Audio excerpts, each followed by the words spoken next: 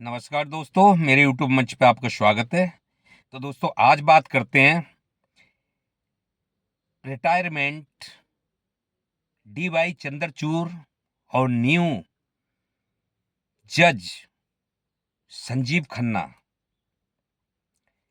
दोस्तों दोनों में क्या अंतर है?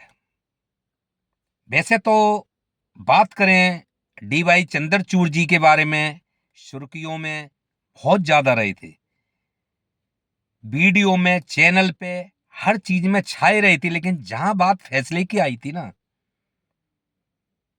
तो वहां कुछ वो चीज देखने को नहीं मिली।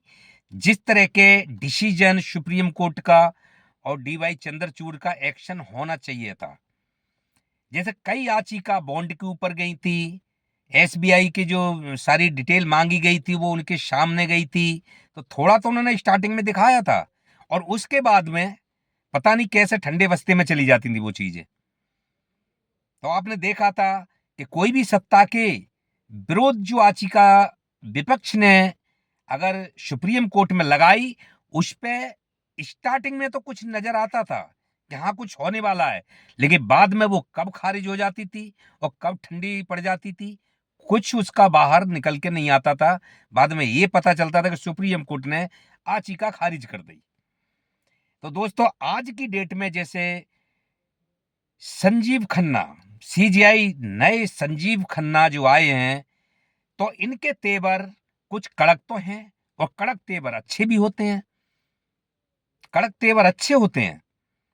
तो जैसे कि जो DY चंद्रचूड़ जी की जे सारे नेम कायदे जो बनाए हुए थे उनको वो खारिज करते हुए एक अपनी तरीके से अपनी नेमावली बना के जिस तरह चल रहे हैं, तो इस पे लगता है कि कुछ सही, इस कुर्सी पे बैठ के सही डिसीजन लिए जाएंगे और जनता और विपक्ष ये मान सकता है कि CGI की कुर्सी पे कोई सही व्यक्ति बैठा है, ये मान सकता है। क्योंकि जैसे संजीव खन्ना ने कहा है कि ये सारे पुरानी चीजें बदली जाएंगी, जो DY चंद्रचूड़ ने नियम कायदे बना रखे थे, जिस तरह के वो बारीकी से संजीव खन्ना उन चीजों को बदल के और ये दिखाना चाहते हैं कि ये कुर्सी किसी के दबाव में नहीं है, न्यायाधीश की कुर्सी किसी के दबाव में नहीं है। तो जैसे कि जो याचिका खारिज हो चुकी थी उन पे संजीव खन्ना ने कहा है कि सारी याचिका पे जो पहले DY चंद्रचूड़ के सामने खारिज हो गई थी वो सारी याचिकाएं खुलेंगी और उन पर सब पे सुनवाई होगी। तो दोस्तों ये एक सोचने वाली बात है कि DY चंद्रचूड़ जी की पे नजर सब जनता की और खास करके विपक्ष की हमेशा नजर नहीं थी, क्योंकि बिगड़ी हुई सत्ता हर विपक्ष को दबाना चाहती थी, लेकिन उसकी नजर कहां विपक्ष की जमती थी, जाके सुप्रीम कोर्ट पे, कि हमें यहां से कोई राहत मिल सकती है। जैसे कि आप पार्टी का पूरा परिवार जेल में डाल दिया था, मनीष सिसोदिया, जहां तक केजरीवाल, संजय सिंह, सत्येंद्र जैन वगैरह वगैरह सब, हेमंत सोरेन, के कविता और भी जानी, इनमें कोई भाजपा का नेता नहीं है, समर्थक नहीं है, ये सब विपक्ष थे। जितने भी जा रहे सब विपक्ष जा रहे थे। ED CBI की जो धांधली, जो चेकिंग हो रही थी, छापे पड़ रहे थे, वो सब विपक्ष पे पड़ रहे थे।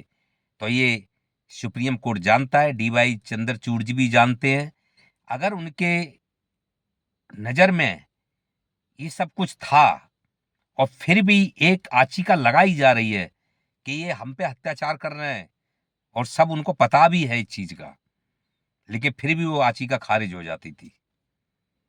तो दोस्तों आज की डेट में क्या संजीव खन्ना एक अपना रुतबा इस तरह अपनी पहचान कायम करेंगे जो कि एक सवालों में गिने जाएं और इतिहास में गिने जाएं और किताबों में हर जगह छप जाएं कि ये CGI संजीव खन्ना का इतिहास इतने दिन के राजकालिया काल में जो ये इनका इतिहास रहा है, भले से 6 महीना सही, लेकिन संजीव खन्ना जी अगर 6 महीने में ऐसे फैसले लेते हैं जो इतिहास में लिखने लायक हों, बिगर किसी पक्ष, भेदभाव और दबाव के, क्योंकि वो फैसले डी.वाई. चंद्रचूड़ का नाम तो बहुतेरा रहा,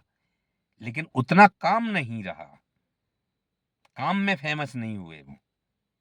तो दोस्तों, आप देख रहे हैं प्रेम फैमिली चैनल। वीडियो अच्छी लगती है शेयर और सब्सक्राइब करें। नमस्कार।